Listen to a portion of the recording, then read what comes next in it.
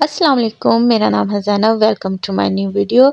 तो आज की इस वीडियो में हम काले चने शोरबे की रेसिपी आपके साथ शेयर करेंगे। हमें शोरबे को थिक कैसे कर सकते हैं, ये एक सीक्रेट टिप है, मैं आपको लास्ट में बताऊंगी, तो वीडियो को लास्ट तक देखिएगा, स्किप मत कीजिएगा। तो चलिए चलते हैं वीडियो की तरफ। बिस्मिल्लाहिर्रहमानिर्रहीम।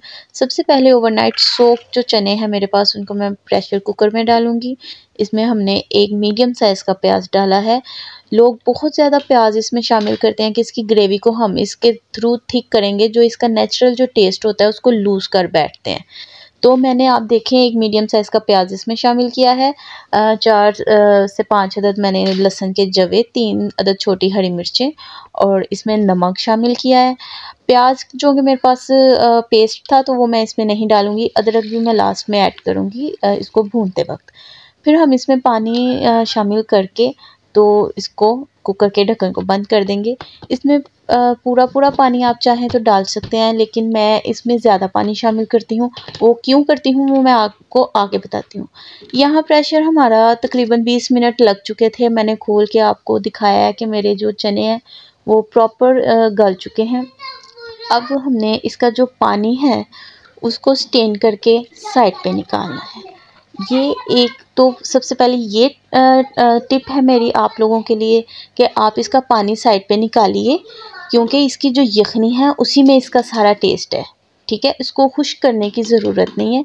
उसके बाद हमने चनों में घी को शामिल करना है और अदरक और टमाटर को इसमें शामिल करने के बाद हमने इसको भूनना स्टार्ट कर देना है। अब असल मज़ा, असल ट्रिक जो है वो यहाँ पे काम करती है इसकी भुनाई में। अब आप देखिए, मैंने हल्दी, मिर्च और जो पाउडर मसाले हैं वो इसमें शामिल किए हैं, सूखा धनिया और थोड़ा सा ज़ीरा, और इसकी अच्छे से भुनाई शुरू कर दी है। ठीक है, इसको आपने तकरीबन 10 से 12 मिनट अच्छे तरीके से भूनना है, जब तक कि इसका ऑयल सेपरेट ना हो जाए। और जितना हमने इसके अंदर जो मसाला शामिल किया है, जो वेजिटेबल्स हमने डाली हैं, वो प्रॉपर जो है ना वो एक पेस्ट सा बन जाए। उसके बाद आप देखें कि जहाँ पे थोड़ा सा आपको लगे कि हमारा सालन जल रहा है या साइडों पे लग रहा है, तो आपने इसमें थोड़ा सा वो यखनी वाला पानी इसमें शामिल करना है। उसके बाद आपने इसमें से थोड़े से काले चने निकाल के, मेरे पास इस वक्त दही अवेलेबल नहीं था, वरना मैं इसको दही में ब्लेंड करती हूँ। ठीक है, तो आप यखनी का पानी भी इस्तेमाल कर सकते हैं अगर इन केस आपके पास दही नहीं है। अगर दही है तो वेल एंड गुड। आपने इसका कलर देख के नहीं घबराना कि हम इसका कलर कैसा हो गया है। जैसे ही हम इसकी भुनाई शुरू करेंगे, ये 2 मिनट के अंदर ही पूरा मसाले के कलर में रच जाएगा, ये मुकम्मल तौर पे भुन जाएगा और इसके सरफेस पे आपको ऑयल भी नज़र आएगा और आपको लगेगा ही नहीं कि ये हमने कौन सी ट्रिक इसमें ऐड की इसकी ग्रेवी को थिक करने के लिए। अब हम उसी यखनी वाले पानी को इसमें शामिल करेंगे। नमक आप इसमें चेक कर लीजिएगा, क्योंकि नमक आप अपने अंदाज़े से डालिए।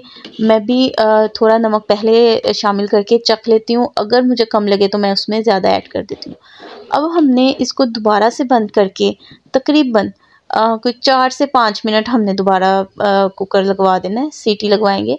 यहाँ एक सीक्रेट टिप धनिए को स्टोर करने की मैं आपके साथ शेयर करूँ। ये 1 वीक पहले का धनिया है, ठीक है, जो आपके सामने मैं इसी से निकाल के यूज़ करूँगी। इसको मैंने टिश्यू पेपर में एयर टाइट जार में स्टोर किया हुआ है और ये तकरीबन आप करके देखें, ज़रूर फ़ायदा होगा, धनिया ख़राब नहीं होगा।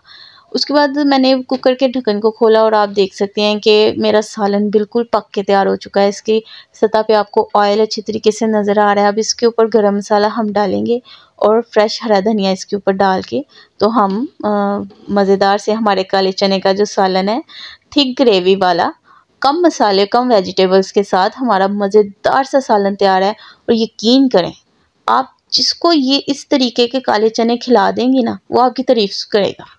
तो इसी के साथ मेरे चैनल को सब्सक्राइब करना मत भूलिएगा, लाइक कीजिएगा, शेयर कीजिएगा। Bye bye.